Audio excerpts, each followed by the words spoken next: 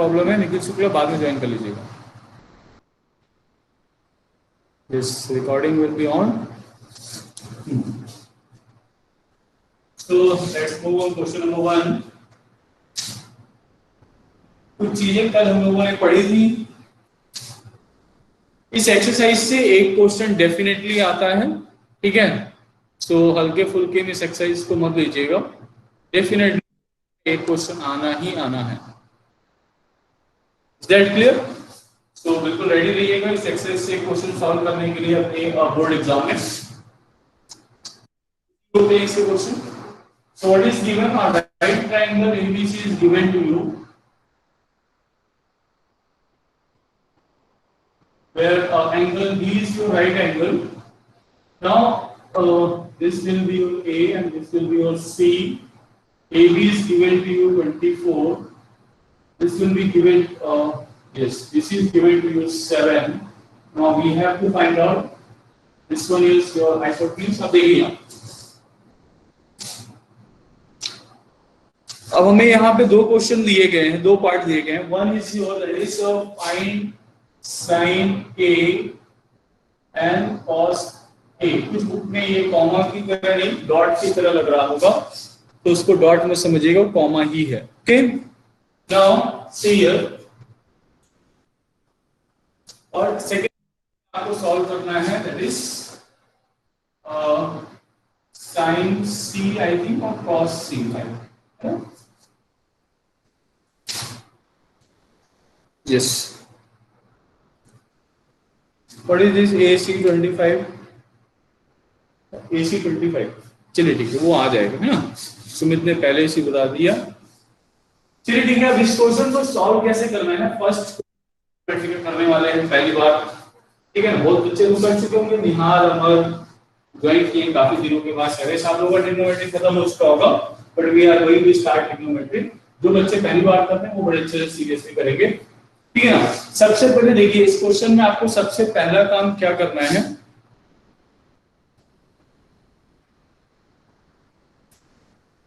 h की value find out करनी है. ठीक है, then you have to use Pythagoras theorem. तो बाय पाइथागोरस थ्योरम हम लोग क्या करेंगे यहाँ पे, that is square of hypotenuse is equal to क्या होना चाहिए, दैट इज आपका ab square plus bc square के बराबर होना चाहिए. So that is equals to 24 square plus 7 square. So that is equals to 576 plus 49. That is equals to 625. So h square equals to 625. So value of h will be equals to square root of 625. That is equals to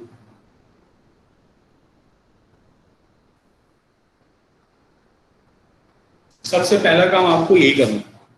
clear? सबसे पहला काम क्या करेंगे, आप जो diagram बनाएंगे अपने right side में कॉपी में. ठीक है ना, उसमें अभी डायग्राम बनाएंगे. डायग्राम बनाने के बाद उसमें हाइपोटेन्यूज की वैल्यू फाइंड आउट करके ये सारी वैल्यूज यहाँ पे आप शो कर देंगे. क्लियर? नाउ सबसे पहले हम क्या सॉल्व करने वाले हैं, फर्स्ट पार्ट हम सॉल्व करने जा रहे हैं. ठीक है ना. सो इस फर्स्ट पार्ट में आपका एंगल ऑफ रेफरेंस क्या है,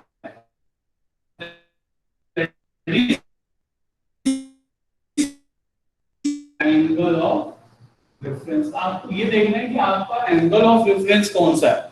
क्लियर? कुछ लोगों को फिर इधर नहीं दिख रहा होगा. क्लियर ना.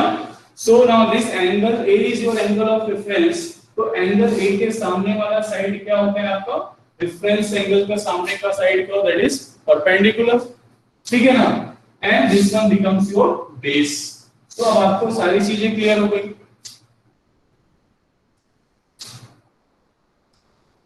स्क्रीन ब्लर हो गई अभी तक तो क्लियर थी. तो जावेद सर, आदित्य कुमार बोल रहे हैं क्लियर आ रही है. जावेद इट इज क्लियर और it is blur. Arshit clear. मतलब ये कुछ लोगों का प्रॉब्लम है, तो जिन लोगों का ब्लर हो रहा होगा या नेटवर्क का प्रॉब्लम होगा वो लोग लीव आउट कर सकते हैं. ठीक है. और जिनका चल रहा है, जिनके लिए क्लियर है, दे कैन ज्वाइन अस. ठीक है ना, वो ज्वाइन करके रख सकते हैं. So now it is clear.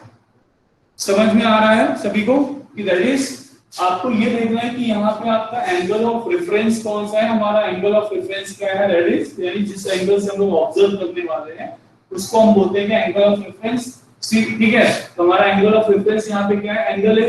Angle of reference के सामने की साइड को हमेशा हम लोग क्या बोलते हैं, perpendicular. Is that clear?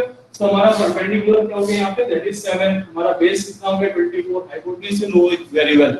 Now we have to find out the value of this one. अब हमें क्या निकालना है, पहला हम चलते हैं sin a। ठीक है ना, तो हमारा एंगल ऑफ रेफरेंस तो sin क्या कहता है, some people have मतलब perpendicular upon hypotenuse, that you know it very well, यानी perpendicular upon hypotenuse। Now what is the value of perpendicular, that is 7। now hypotenuse is your 25। now cos a, so that is your क्या है, curly black here आपने पढ़ा है, curly black here, किसी को brown पसंद है तो curly brown here भी ले सकते हैं। सही, cos theta is equal to, that is base upon hypotenuse। So base upon hypotenuse, we can write 24 upon 20। ये समझ में आया? Clear? Any problem to anyone? ठीक है, सभी को क्लियर हो रहा है, क्लियर दिख रहा है, समझ में आ रहा है कैसे करना है, नीचे आ रहा है। ठीक है, now in second part your angle of reference will be C। अब हमारा जो है रेफरेंस एंगल क्या हो गया, दैट इज C हो गया। अगर किसी को कंफ्यूजन होता है तो आप इसके लिए न्यू डायग्राम बना दीजिए, दैट इज मोर बेटर। आप कंफ्यूजन में मिस्टेक करें, इससे बेटर ऑप्शन क्या होता है कि that is make a new diagram for this one. चलिए हम इसके लिए न्यू डायग्राम बना देते हैं। ठीक है, B आपका 90 डिग्री ही रहेगा, राइट एंगल आपका B ही रहेगा। क्लियर? अब हमारा जो रेफरेंस एंगल है हम उसको नीचे लिख दिया, दैट इज C। यहां पे कर दिया तो रेस्ट आपका A कहां पे चला गया, यहां पे। नाउ रेफरेंस एंगल आपका रेफरेंस एंगल क्या हो गया, दैट इज C हो गया। ठीक है, hypotenuse will be remain same, that value will be 25। now BC is your 7, so BC 7 यहां पर आ गया। AB आपका कितना होगा, दैट इज 20। अब हमारा रेफरेंस एंगल के सामने क्या होता है, परपेंडिकुलर। नेक्स्ट हो जाएगा बेस, चेंज हो गया। आप इस तरीके से क्या कर सकते हैं, इसको चेंज कर लीजिए। अगर आपको कहीं कंफ्यूजन लग रहा है, देन चेंज योर डायग्राम। यहां पे डायग्राम चेंज कर लीजिए, क्योंकि बच्चे अक्सर कंफ्यूज होते हैं। परपेंडिकुलर सर सी एंगल ये परपेंडिकुलर ये होना चाहिए, लेकिन कंफ्यूजन में क्या करते हैं, मिस्टेक कर देते हैं। तो एग्जैक्टली आप वहां पे डायग्राम चेंज कर दीजिए। एंगल रेफरेंस एंगल को अपने यहां पे लाइए, ए वहां पे चेंज कर दीजिए, सारे पैरामीटर्स चेंज हो गए। अब आपको फिर क्या करना है, sin c perpendicular upon hypotenuse. तो परपेंडिकुलर अब क्या है आपका 24, हाइपोटेन्यूज कितना है आपका 25। Now we have to find out the cos c।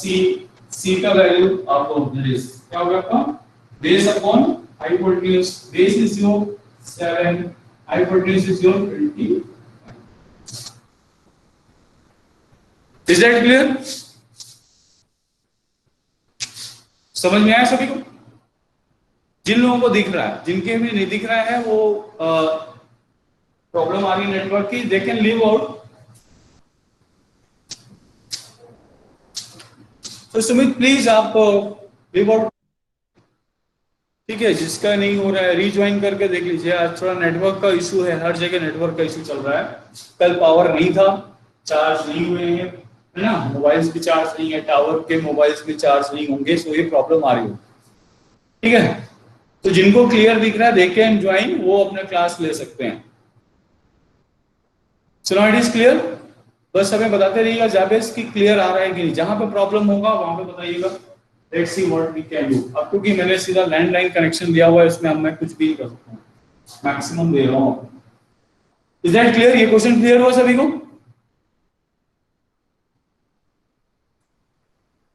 Class 10th D, yes बोलिए। नितिन द्विवेदी, यस जावेद, सब चलिए सर, ठीक है, okay. Now move on the next question. चलिए नेक्स्ट क्वेश्चन में इन फिगर 8.13 tan phi। अब देखिए वहां पर आपको डायग्राम पहले से दिया हुआ है, पीयूष उपाध्याय ने ज्वाइन किया। बोर्ड एग्जाम में भी आपको ऐसे ही क्वेश्चन को सॉल्व करना है जिस तरीके से यहाँ पे मैंने आपको बताया। ठीक है, बिल्कुल भी हड़बड़ाइएगा नहीं। एक क्वेश्चन फिक्स है, परमानेंटली आना ही आना है। ठीक है, now see question number 2। So diagram is given to you.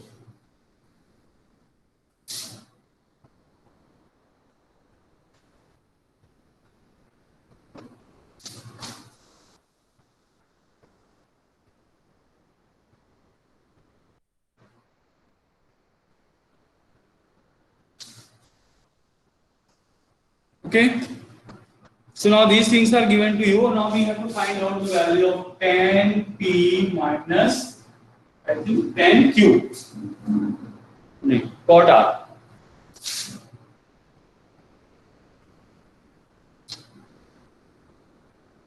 Angle को हमेशा कैपिटल लेटर से लिखो, ठीक है। नाउ सी, सबसे पहला काम क्या होगा, let we have to find out the value of q और so we have to apply Pythagoras theorem. तो पाइथागोरस थ्योरम अप्लाई करेंगे, सो बाय पाइथागोरस थ्योरम चलिए हम लगा देते हैं, दैट इज क्या होना चाहिए, qr square is equals to that is pr square minus pq square, क्योंकि हाइपोटेन्यूज है उसमें से माइनस कर देंगे, so that is equals to 13 square minus 12 square, so we can write 169 minus 144, that is equals to 25. So the value of qr square will be 25. So qr is equals to how much, that is 5. Okay, अब हमें सारी values पता चल गई। अब हमें क्या करना है, first of all we have to find out the value of tan p। tan p ले रहे हैं तो हमारा रेफरेंस एंगल क्या हो गया, ये हो। अगर किसी बच्चे को कंफ्यूजन लगता है, डायग्राम में से घुमा दीजिए, ठीक है, डायग्राम में घुमा दीजिए और p को ले आइए नीचे, तो आपको दिखने लगेगा, ठीक है ना। तो अगर हमारा रेफरेंस एंगल ये है ना, this will be your reference angle, ठीक है, तो इसके सामने का साइड क्या होना चाहिए, परपेंडिकुलर होना चाहिए। चलिए इसके लिए डायग्राम हम चेंज कर लेते हैं।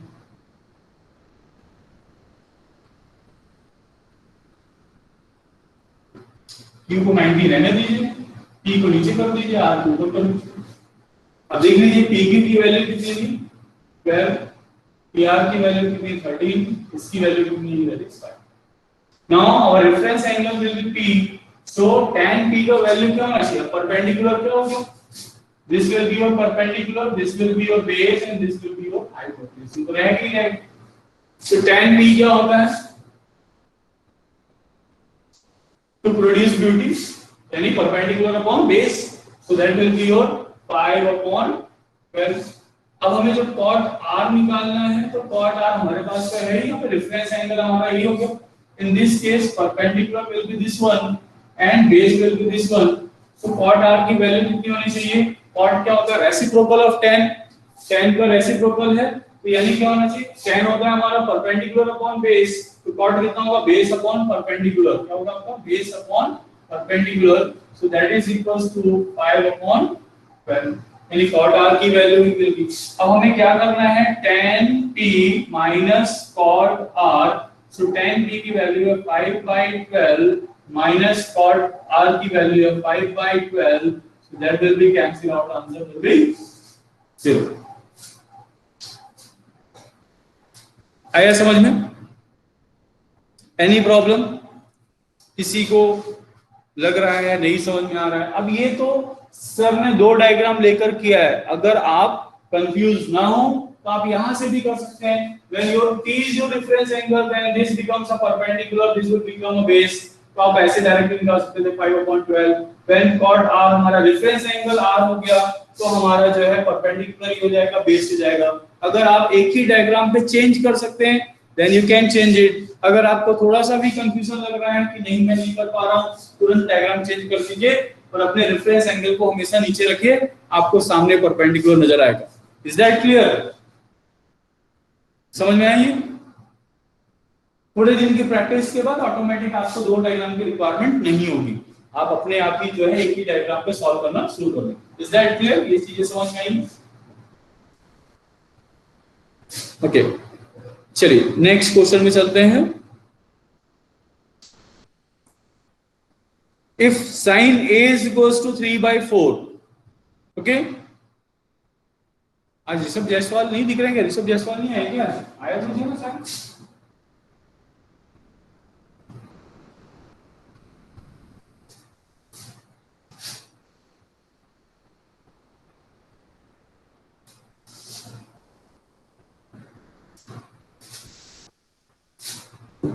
है ऋषभ है। चलो ठीक है, so move on the next one. If sine A is equal to 3/4, देखिए न्यू टाइप है।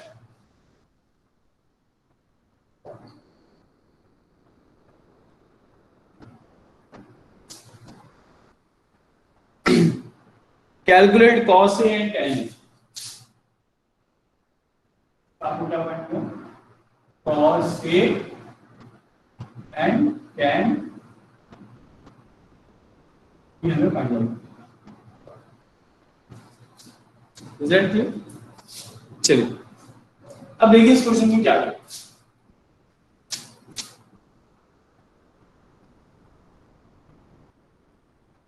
सबसे पहले राइट ट्रायंगल बनेंगे। राइट ही लग रहा है ना?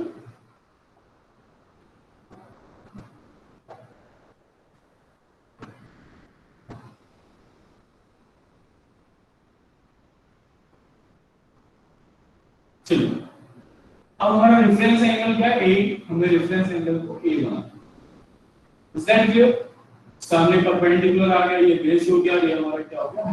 फिर हम बाकी की चीजें आप अपने से नाम दे दीजिए। Is that clear?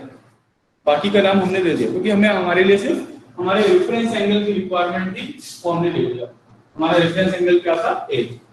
Clear? As we know sine A यानी साइन जो होता है इसका रेशियो होता है that is perpendicular upon hypotenuse. If sine A equals to perpendicular hypotenuse आपका ये है यहां पे, so and that is equals to 3/4, it means that that is p is equals to कितना आएगा आपका 3 and h is equals to 4। ऐसा हम लिखते हैं। ऐसा लिखना सही है क्या?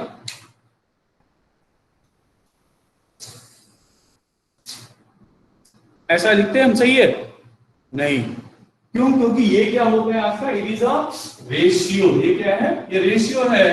तो रेशियो क्या है? एग्जैक्ट वैल्यू कभी नहीं होती, ठीक है ना? some common that is factor will be multiplied, so we have to multiply that is a common multiple। suppose कि x ले लीजिए, k ले लीजिए, जैसे कि किसने कहा है k?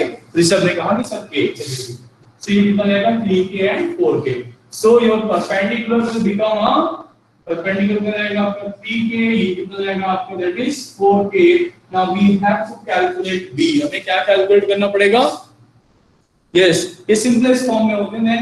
There must be a common. अब हो सकता है कि k की वैल्यू 1 आ जाए, इट मे हैपेंस कि k की वैल्यू 1 हो जाए, इन दैट केस आपका परपेंडिकुलर 3 ही हो जाएगा, लेकिन ये श्योर नहीं है। ठीक है? रेशियो क्या होता है? सिंपलेस्ट फॉर्म होता है, it is not a actual value, it is a, ठीक है ना, आपका एक अप्रोक्सीमेट आईडिया आपको बस दे रहा है कि they are in this ratio. Now चलिए हो गया आपका। अब हम क्या करेंगे?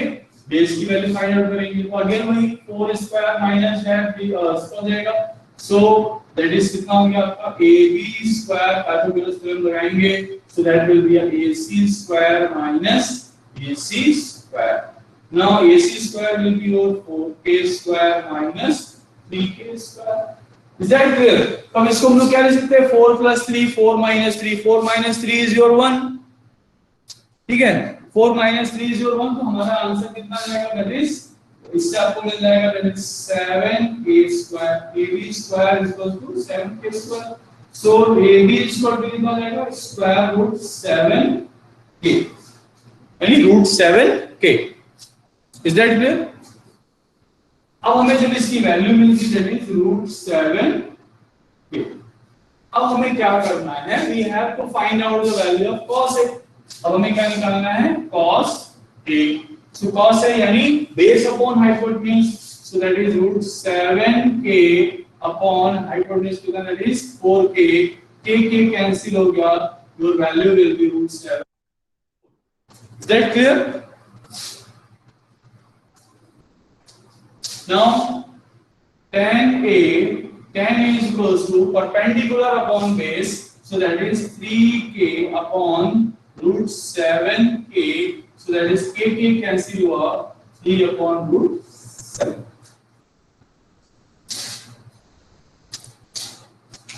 Clear? Any doubt to anyone?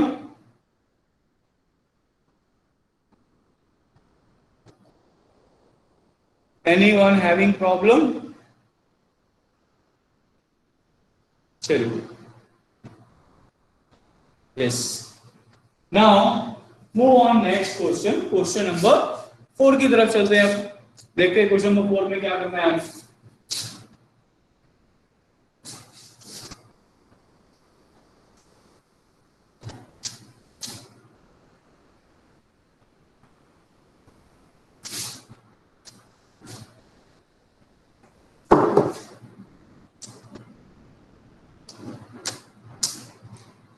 Given 15 cot A is equals to 8.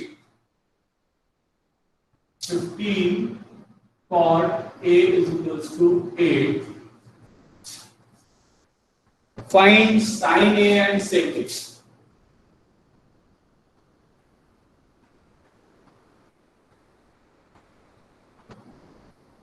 Okay. So we can write now that is cot A is equals to 8 upon 15. अब cot A को अगर हम 8 upon 15 लिखते हैं, चलिए ये डायग्राम में जाइए। रेफरेंस एंगल हमारा क्या है? ए को हम यहीं पे लिखेंगे, बाकी बी सी कहीं भी कर दीजिए आप। फिर कॉट क्या होता है? कॉट इज इक्वल्स टू होना क्या चाहिए as per as the definition, that is base upon perpendicular and that is equals to 8 upon 15। इसका मतलब क्या है? That is base will be your कितना होना चाहिए? 8k and perpendicular will be your 3k। Clear? यानी आपका बेस कितना हो गया? दैट इज 8k, परपेंडिकुलर हो गया आपका 15k। Now we have to find out the hypotenuse. हमें क्या निकालना पड़ेगा? हाइपोटेन्यूज भी निकालना पड़ेगा। चलिए हाइपोटेन्यूज की वैल्यू कैलकुलेट कर लेते हैं। तो क्या होगा? According to Pythagoras theorem, hypotenuse equal to sum of the square of this one, so 15 का square to 25 and 8 का square 64। clear? so कितना हो जाएगा? hypotenuse is equals to हो जाएगा आपका under root that is 15k का whole square plus 8k का whole square, that is equals to 225k square plus 64k square, so that is equals to 289k square, that is equals to 17k। x is equals to कितना हो गया?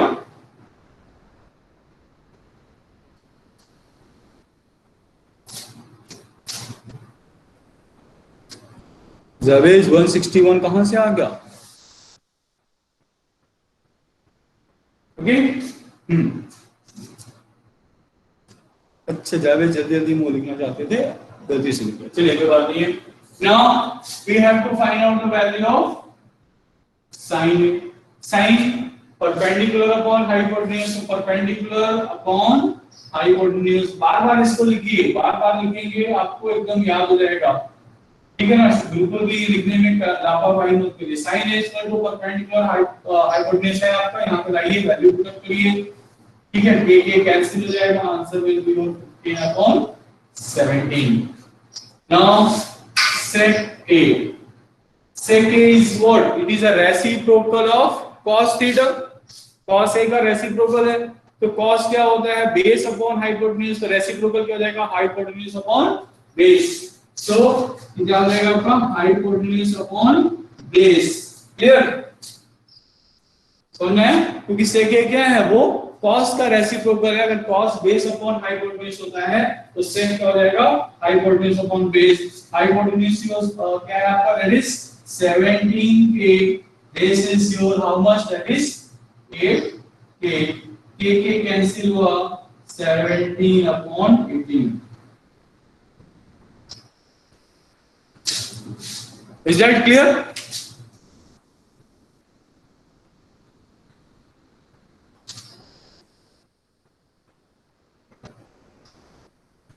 Okay.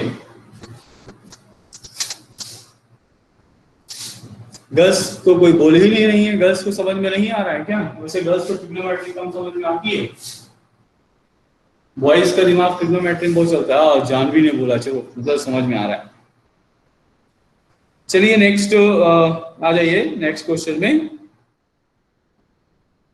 अब next question same to same है, I think आप लोग कर लेंगे। ठीक है, अब हम लोग चलते हैं कहां पे? Question number 6। ठीक है, चलिए क्वेश्चन नंबर 6 की तरफ चलते हैं। क्वेश्चन नंबर 5 हमने आपको दे दिया, आप होमवर्क में कर लीजिएगा। बहुत सारे क्वेश्चंस हैं, प्रैक्टिस करनी है आप लोगों को।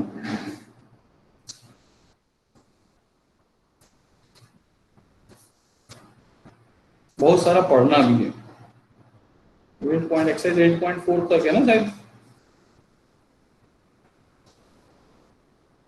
चलिए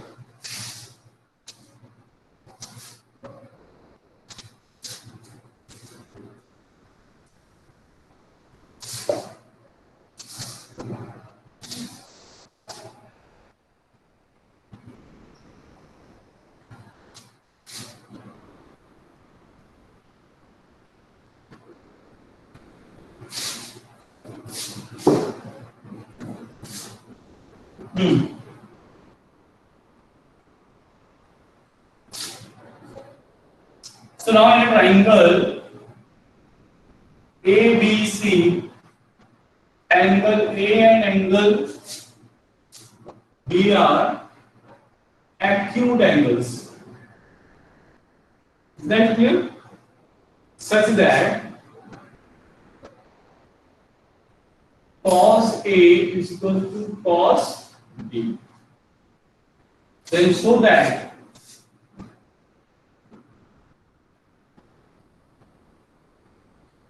angle A is equals to angle B.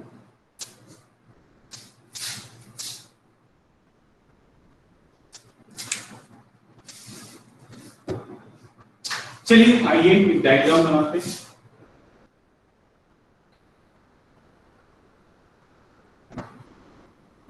अब यहां पे आपको प्रूव करना है कि एंगल ए और एंगल बी इक्वल है, और ये एंगल ए और एंगल बी क्या है, दोनों के दोनों क्या है, एक्यूट एंगल। क्या है?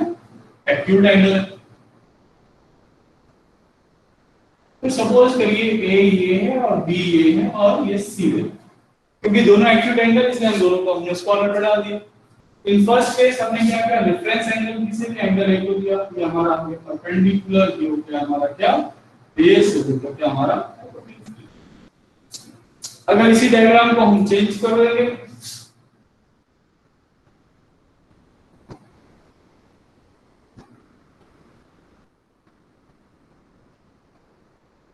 हम ये भी कर सकते हैं, रेफरेंस एंगल जब हमारा बी होगा तो हम डायग्राम को ऐसे ले सकते हैं। उस केस में हमारा परपेंडिकुलर एसी होगा और ये हमारा हाइपोटेन्यूज होगा, ये हमारा, ठीक है ना। हमने रेफरेंस एंगल, दोनों रेफरेंस एंगल के साथ जो है हमने ये चीजें ला दी, बिल्कुल बिल्कुल आइसोसेलेस ट्रायंगल की प्रॉपर्टी यूज करेंगे यहाँ पे।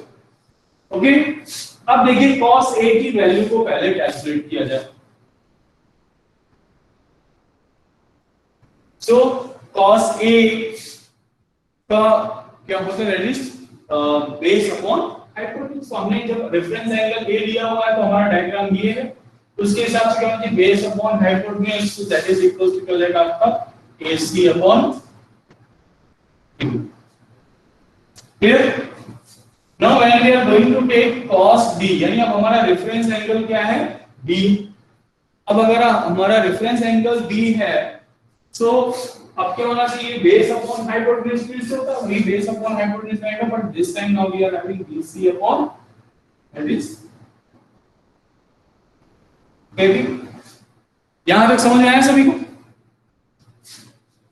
ये पार्ट समझ में आया? हमने सिर्फ कुछ नहीं किया, अभी हमने सिर्फ cos A cos B की वैल्यू निकाली है according to the reference angle. हमने दो डायग्राम दिए, एक में हमारा रेफरेंस एंगल A है, दूसरे में हमारा रेफरेंस एंगल क्या है, B है। आपको परपेंडिकुलर उसमें कंफ्यूजन ना हो इसलिए हमने सारी चीजें एकदम क्लियर रखी वहां पे, ठीक है। cos A cos B की हमने वैल्यू निकाल ली। Now what is given to us that cos A equals to cos B, हमारा cos A cos B क्या है, इक्वल है। अब अगर हमारा cos A, ध्यान देंगे, since cos A is equals to cos B, therefore क्या होना चाहिए, that is AC upon AB is equals to BC upon AB होना चाहिए। होना चाहिए कि नहीं होना चाहिए? अब इक्वल है तो होना चाहिए। अगर ऐसा है तो AB और AB कैंसिल हो गए and this will gives you AC is equals to BC। अब अगर आपका AC is equal to BC है, it means that AC and BC both are equal। ठीक है ना। Since AC and BC are both are equal, इसका मतलब क्या हो गया, हमारा triangle is your isosceles triangle, हमारा ट्रायंगल कैसा हो गया, आइसोसेलेस ट्रायंगल हो गया। और आपने पढ़ा हुआ है कि that is in a triangle, in a triangle the angle opposite to equal sides are also equal. पढ़ा है आपने क्लास 7th की प्रॉपर्टी पढ़ी थी, दैट इज कि in a triangle the angle opposite to equal sides are also equal. So you have to write here therefore angle, अब AC के सामने क्या है एंगल B और BC के सामने क्या है एंगल A। इसका मतलब क्या होना चाहिए, that is angle B must be equals to angle A। Reason में देंगे that is angle opposite to equal sides, है ना, angle opposite to equal sides। और सीधा भी लिख सकते हैं since it is an isosceles triangle therefore angles are also equal। लेकिन क्यों isosceles triangle में एंगल इक्वल होते हैं, उसका रीजन ये होता है that is angle opposite to equal sides are equal। Clear, prove हो गया।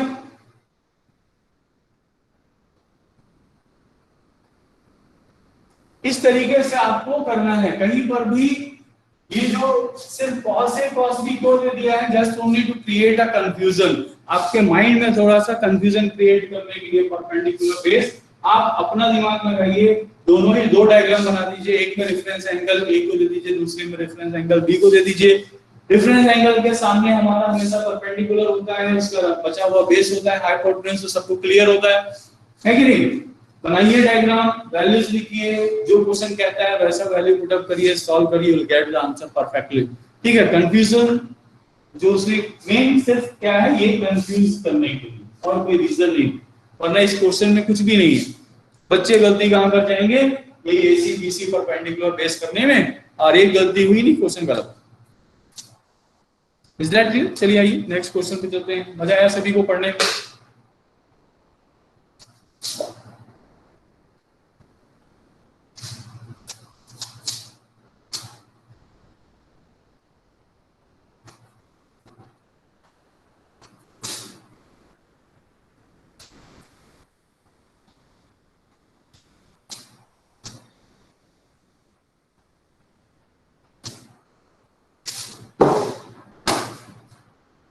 चलिए अब चलते हैं अगले क्वेश्चन की तरफ, बहुत डेंजरस क्वेश्चन आने वाला।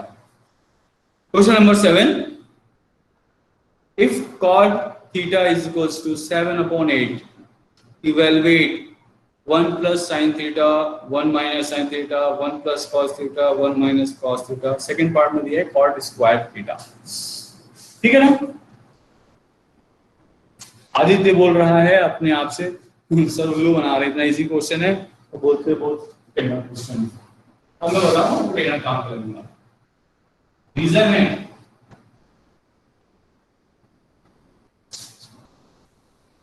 इतने साल से पढ़ाते हुए ये चीज ऑब्जर्व किया हूँ, ये सबसे इजी क्वेश्चन होता है, लेकिन 40% बच्चे गलत करते हर बार गलत। क्यों गलत करते हैं ना, उसके पीछे का रीजन। और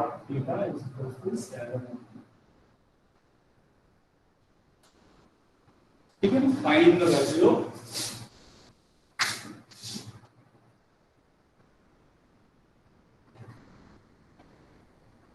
e 1 plus sin theta 1 minus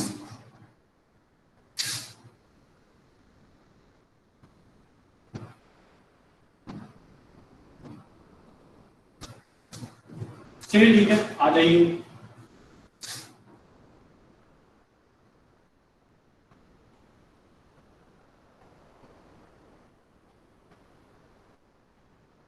यहां किसी को भी ABC नाम देते हैं क्योंकि हमारा रेफरेंस एंगल क्या है, थीटा।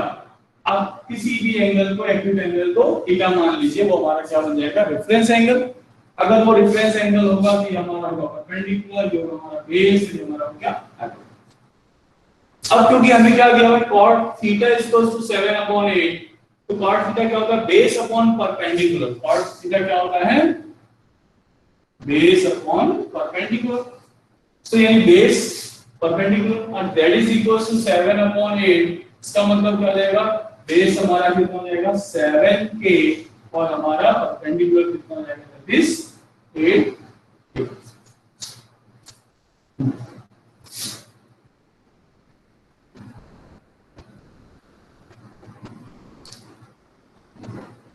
क्या हुआ 32 बच्चे थे 24 हो चुके हैं वेरी गुड अच्छा 1040 हो रहा है टाइम का पता नहीं जाता मुझको ये चलिए अब हाइपोटेन्यूज कैलकुलेट कर लीजिए हाइपोटेन्यूज हो जाएगा 64 प्लस 49 तो 64 और प्लस 49 कितना जाएगा जल्दी से ऐड करिए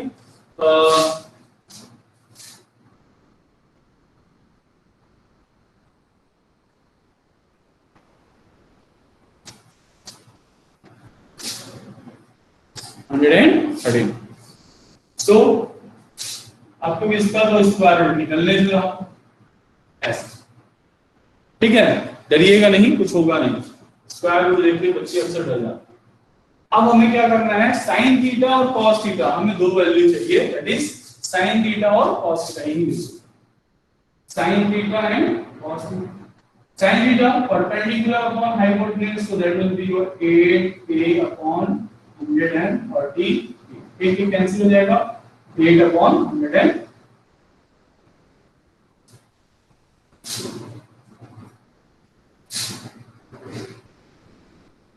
जानवी के माइंड में चल रहा होगा कि जब के काटना ही है तो हम लोग लिखते क्यों आंसर तो सब वही आएगा पर जानवी अगर एग्जाम में के नहीं लिखा ना तो टीचर जरूर काट के आपको 0 अंडर दे देगा ये लोग फिक्स है ठीक है ना इसलिए इस माइंड में ये बात अगर आए भी ना तो बिल्कुल मत लाइएगा बिल्कुल भी मत लाइएगा कि हम के तो कट ही जाएगा लिखने से क्या फायदा ठीक है ना cos theta is equal to कितना जाएगा आपका that is based upon hypotenuse so that will be your 7k upon under root 113k so k cancel हुआ 7 upon 100 okay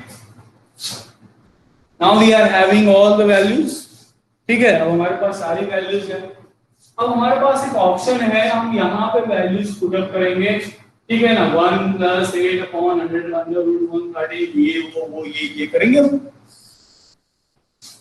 ठीक है हम इसको एक और सिंप्लीफिकेशन तो कर सकते हैं ना 1 plus sin theta plus 1 minus sin theta can also be written as 1 minus sin square theta. इसको भी लिख सकते हैं 1 minus cos square theta. Yes, using identity a plus b and a minus b. A plus b, a minus b, a plus b minus b multiplication we can write a 1 minus sin square theta. So we can write 1 minus sin square theta on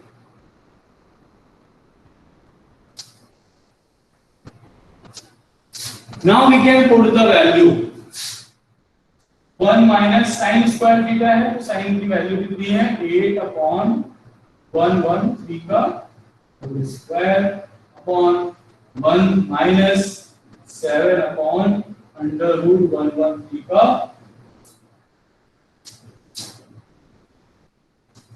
okay so now we can write it as 1 minus 64 upon 113 whole upon 1 minus 49 upon 113 solve कर दीजिए LCM आया यहाँ पे 113 minus 64 113 minus 49 upon 11 ये दोनों cancel हो गए now 113 minus 64 that is equals to 49 नीचे कितना आ गया दैट इज इक्वल टू 64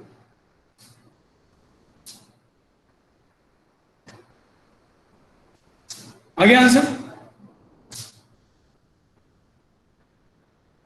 अगर आप यही चीज वैल्यू को यहां पे सब्स्टिट्यूट करेंगे तो थोड़ा सा कॉम्प्लिकेटेड हो जाएगा थोड़ा सा कॉम्प्लिकेटेड होगा ज्यादा नहीं कॉम्प्लिकेटेड होगा आइडेंटिटी आपको बाद में अप्लाई करनी पड़ेगी लेकिन हम उसको पहले ही कर लेते अब आप पूछ रहे थे ना कि बच्चे इसको गलत कहां पे करें अभी क्या है ना कि आप पहला एक्सरसाइज पढ़ रहे हैं जब हम पहला एक्सरसाइज पढ़ रहे होते तो हमें पता है कि हमें क्या करना है अब हमने एक ही चीज सिखाई आपको कि जब भी ऐसा क्वेश्चन मिलेगा एक डायग्राम बनाएंगे उसमें उसको एज्यूम कर लेंगे फिर हम हाइपोटेन्यूज निकाल लेंगे फिर अदर जो रेशियोज हमें चाहिए उस रेशियोज की वैल्यू निकाल लेंगे वैल्यू जाके सब्स्टिट्यूट कर देंगे क्लियर लेकिन होता क्या है कि जैसे जैसे हम लोग एक्सरसाइज में आगे बढ़ते जाएंगे और हम अदर चीजें सीखेंगे तो हम क्या करते हैं, इसमें कंफ्यूज होते हैं, हम यहाँ पे आइडेंटिटी अप्लाई करते हैं कि हम यहाँ पे इस मेथड से जाएं, और बच्चे इसी कंफ्यूजन में फिर क्या करते हैं, सारा गलत करके आ जाते हैं।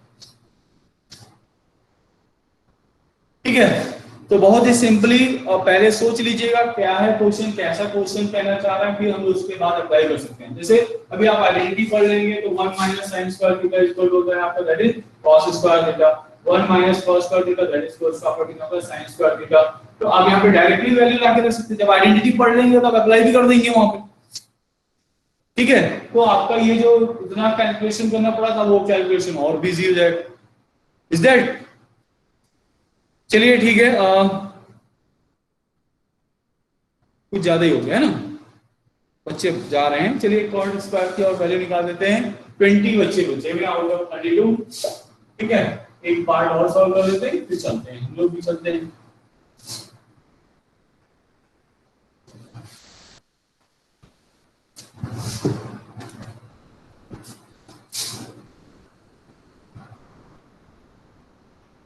Cot square theta. Now what is the value of cot square theta? Cot की वैल्यू कितनी होगी? कॉट ही निकालना है ना, यस। कॉट क्या होगा आपका? बेस अपॉन परपेंडिकुलर का, base is your,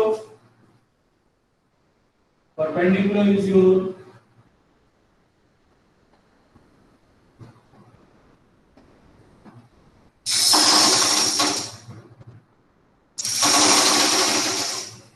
k square cancel,